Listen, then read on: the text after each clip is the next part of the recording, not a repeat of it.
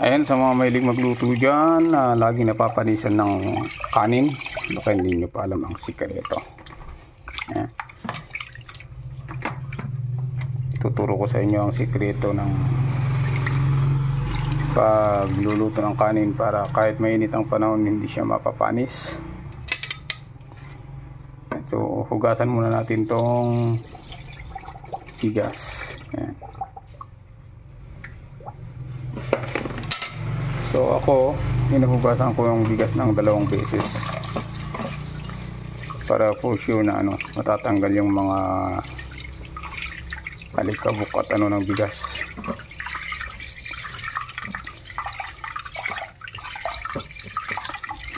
Dalawang beses na paghuhugas ay okay na yun.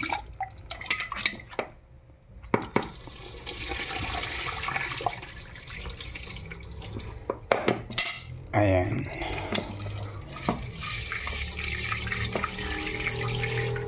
So lalagay na natin ang tubig.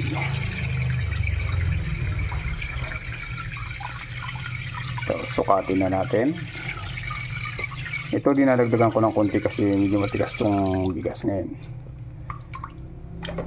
Kaya medyo sinusubrahan ko ng konti yung tubig. Ayan.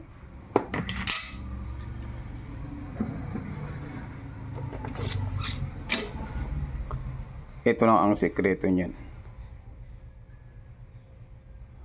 Para hindi mapanis yung bigas natin. So lalagyan mo lang siya ng yung konti lang. Mga sukatan sa inyo lang yung mga 2 kutsara.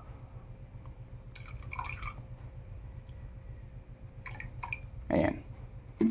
Enough na yan at pwede na nating isalang.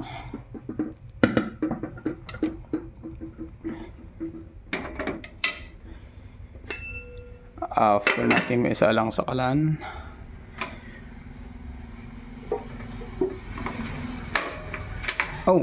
hindi pala. Ayan.